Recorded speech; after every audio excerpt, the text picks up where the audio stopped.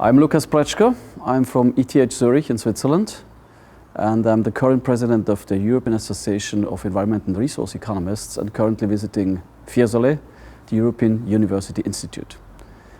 I'm presenting my new book entitled Greening Economy, Greying Society, which is about sustainability and sustainability policies, and especially talks about the various difficulties we face when we want to implement policies aiming at the long run.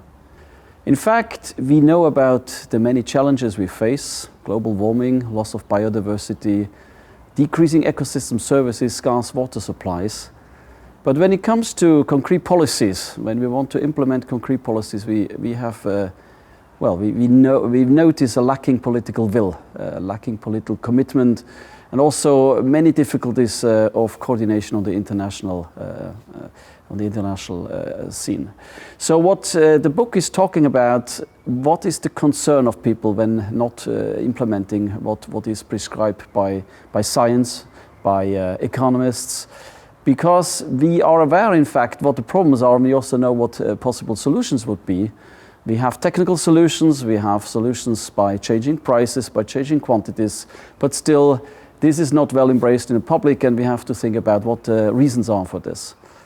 First reason is that people care a lot about equity and not so much about efficiency. So the book talks about how we can achieve equitable burden sharing in sustainability and in climate policies. The second thing is that people fear the high cost of policies.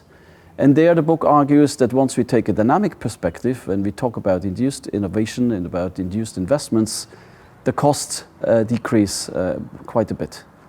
And the third issue is about uncertainty. Of course, we are uncertain about the future. We don't know exactly what will happen with climate change. We don't know exactly what our policies will do in the long run. But this should not lead us to being inactive. Rather, it's the opposite. We should be a bit more protective, because usually people like to avoid risk. They want to minimize risk. They want to minimize uncertainty. And this would say that you do a bit more stringent climate policy and not abandon climate policies at all. So actually, when we want to have a certain future, and we want to have a good treatment of the future generations, we should be consistent and have a climate policy and a sustainability policy which is kind of stringent and which is continuous and steadily